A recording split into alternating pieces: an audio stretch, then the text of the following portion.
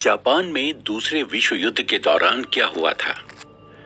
दूसरे विश्व युद्ध में जापान पूरे एशिया पर कब्जा करना चाहता था, जिसका पश्चिमी हिस्सा कुछ हद तक अमेरिका के कब्जे में था। उसका उत्तरी भाग सोवियत संघ के पास और कुछ हिस्सा ब्रिटिश गवर्नमेंट के पास था। जापान उस समय बुरी तरह से एशिया पर कब्जा करना चाहता था और इसके चलते उसने जगह जगह कई हमले किए और इन सब के चलते जापान के पास संसाधनों की कमी होने लगी, जिनमें सबसे महत्वपूर्ण था पेट्रोल, जिसे इंपोर्ट करने के लिए उसे अमेरिका के भरोसे रहना पड़ता था। दूसरे विश्व युद्ध के दौरान जब जापान अमेरिका को आत्मसमर्पण न करते हुए भारी नुकसान पहुंचा रहा था, जंग में उतरे अमेरिका के लिटिल बॉय और फैट मैन, तब हुआ विश्व में पहला और आखिरी न्यूक्लियर अटैक यानी परमाणु हमला, जिसमें इन दोनों बमों ने मिलकर करीब 2,86,000 जापानी रहवासियों और जवानों को मार डाला। ऐसा मौत का मंजर दुनिया ने कभी नहीं देखा था। बम गिरने की जगह से तकरीबन 15 किलोमीटर दूर तक सब कुछ तबाह हो गया था। ना कोई बिल्डिंग, ना पुल, ना पेड़ पौधे, यहाँ तक कि लोगों की चमड़ी जलकर टपकने लगी थी।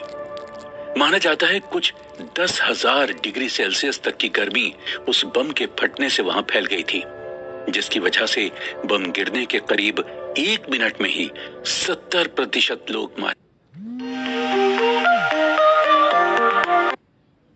गए थे।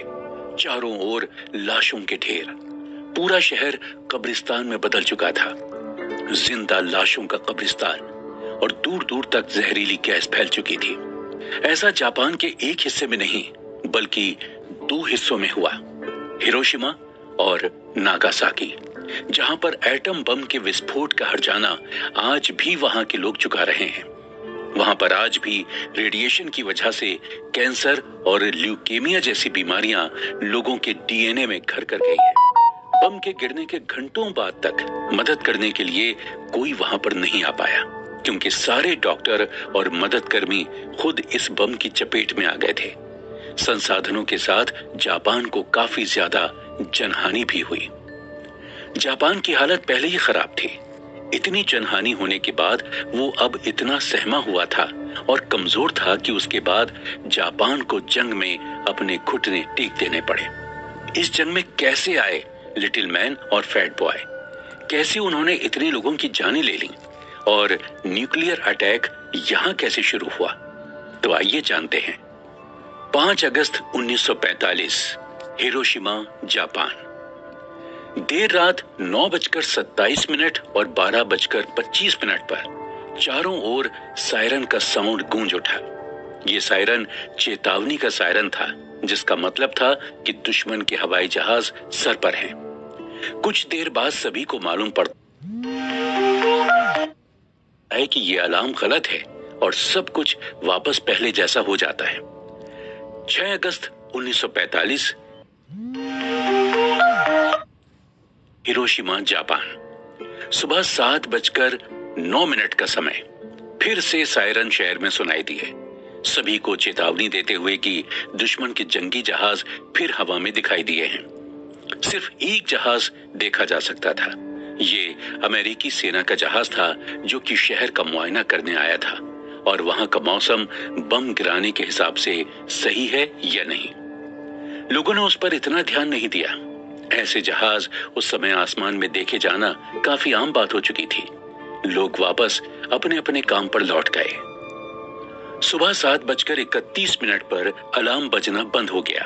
इसका मतलब ये था कि वो जहाज उस शहर के रडार से दूर जा चुका है। अलार्म के बिल्कुल ही बंद हो जाने के बाद लोग उस बात को भूल चुके थे। हिरोशिमा शहर का माहौल और सुबह नहीं साधारण थे जितना साधारण वो किसी आम दिन होते। दुकानों पर फल और सब्जियां बेची जा रही थी। बच्चे स्कूल के लिए निकल चुके थे। कोई आदमी जल्दबाजी में अपना सामान भूलकर ऑफिस जाने के लिए निकल चुका था। सभी अपने रोजमर्रा के जीवन में व्यस्त हो चुके थे। आसमान बिल्कुल नीला और साफ। हिरोशिमा में अगस्त का एक गर्म दिन। सुबह के 8:15, तभी एक और B-29 हवाई जहाज हिरोशिमा के ऊपर से उड़ता हुआ दिखाई दिया। साफ आसमान और चमकते सूरज के आगे चांदी के जैसा चमकता हुआ वो हवाई जहाज हिरोशिमा के आसमान को घेरे हुए था।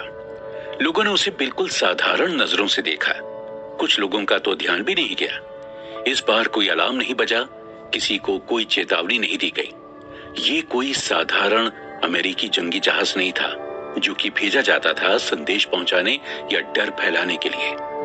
बोइंग B-29 जिसका नाम था इनोला के, जो समय के प्रोपेलर हवाई जहाजों में सबसे आधुनिक जहाज था, जो कि बम लाने ले जाने के लिए इस्तेमाल किया जाता था, और उस समय जिसका इस्तेमाल अमेरिका ने जापान में एटम बम फेंकने के लिए किया, जिसका नाम था लिटिल बॉय। कुल 3 जहाज उस समय बम गिराने के लिए वहां पर भेजे गए थे। एक जहाज बम को ले जाने के लिए, दूसरा बम को ले जा रहे जहाज की सुरक्षा के लिए, और तीसरा सिर्फ उस मंजर को कैमरे में कैद करने के लिए भेजे गए।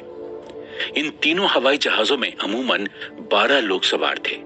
किसी भी साधारण हवाई जहाज की तरह ये तीनों भी कंट्रोल रूम से जुड़े हुए थे, जहां से उन्हें पूरे समय आदेश मिल रहे थे। इस मिशन में हवाई जहाज में आए लोगों को इस बम और इस मिशन के बारे में काफी कम जानकारी थी। इस मिशन को लीड कर रहे थे पॉल टिबेट्स, जिन्हें हिरोशिमा की बाउंड्री में आते ही निर्देश मिले कि वो अपने सेफ्टी गॉगल्स लगा लें, और तभी जापान ने उन हवाई जहाजों को रडार में एकदम हिरोशिमा की बाउंड्री में घुसते हुए पाया।